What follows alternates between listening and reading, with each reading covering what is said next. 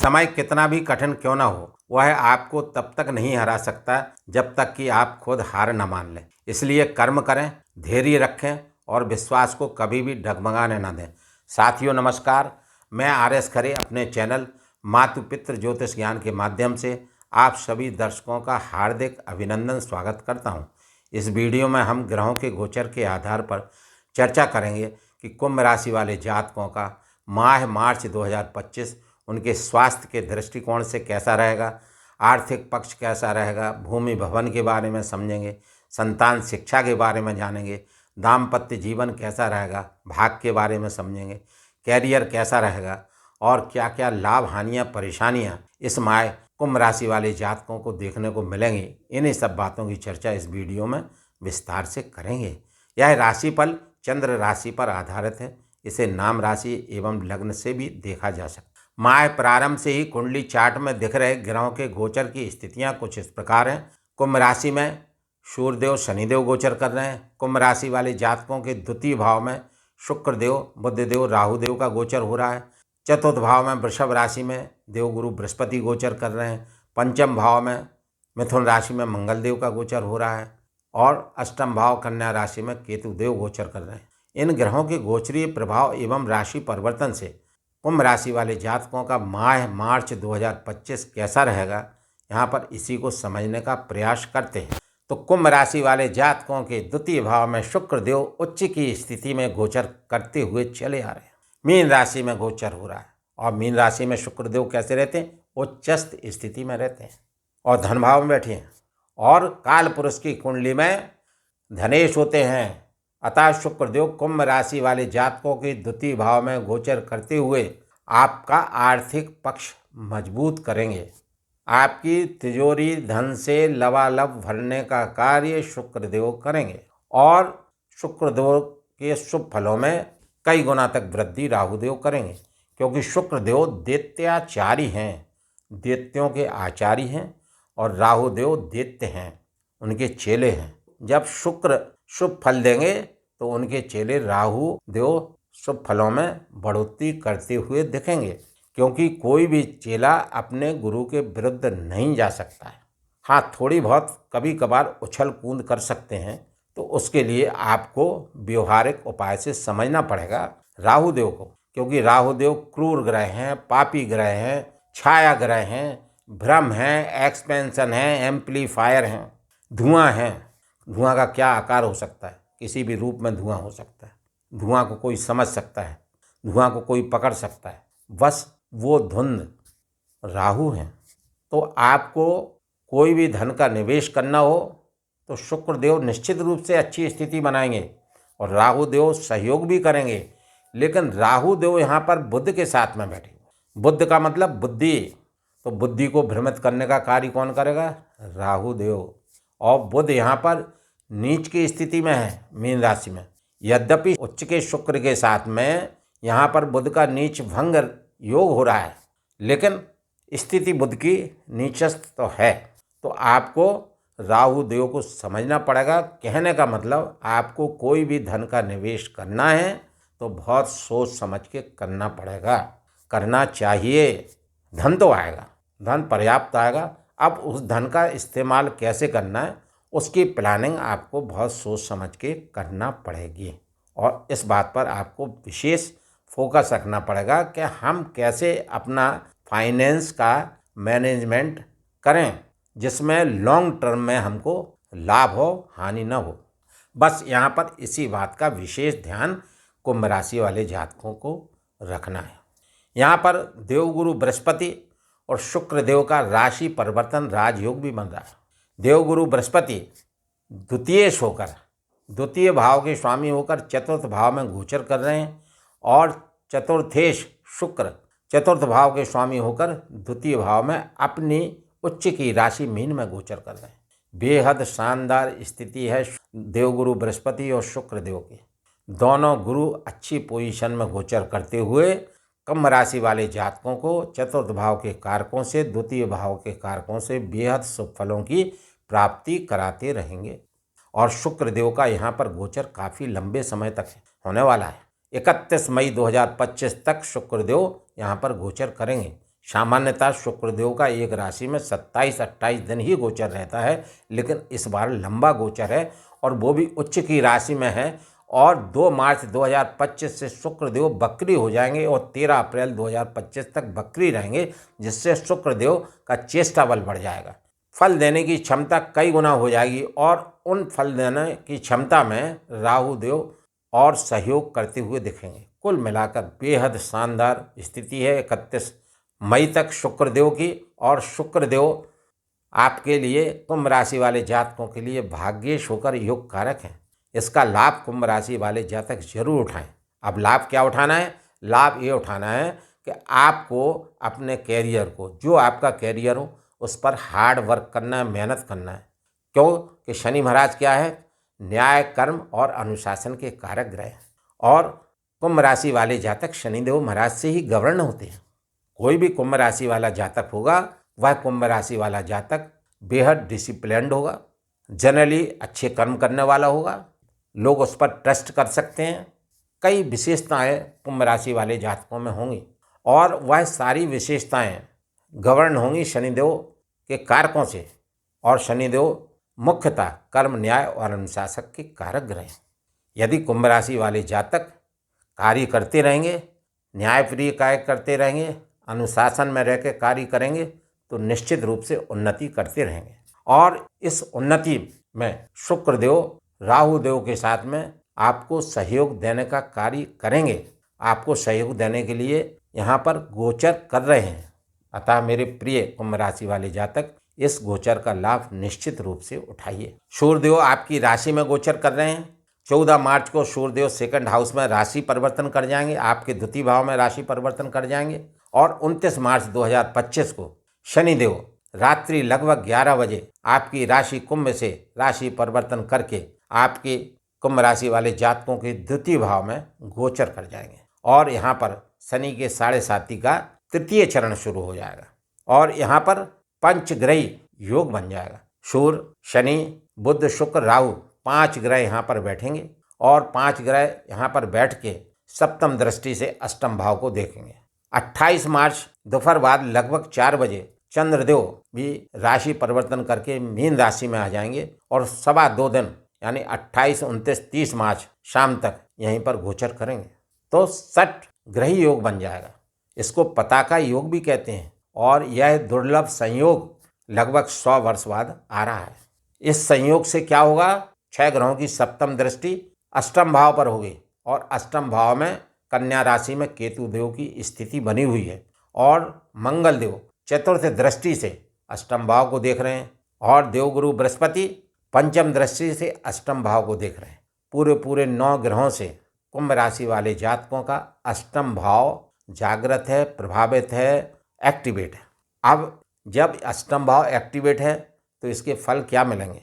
अष्टम भाव के कारक कौन है? अष्टम भाव एकाएक चेंजेस का भाव है, सडन चेंजेस का भाव है, सडन रिजल्ट्स का भाव है, एकाएक होने वाली घटनाओं का भाव है, ससुराल का भाव है, अन्वेषण का भाव है, सीक्रेट चीज़ों का भाव है, रिसर्च का भाव है, गूढ़ ज्ञान का भाव है, ज्योतिष का भाव है और जमीन के नीचे से संबंधित जितनी चीज़ें हैं उन सबको अष्टम भाव से देखा जाता है।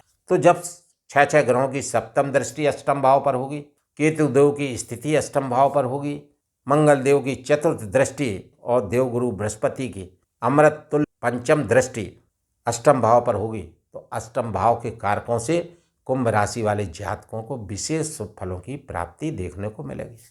चूँकि यहाँ पर 28 मार्च से 30 मार्च तक चंद्रदेव रहेंगे।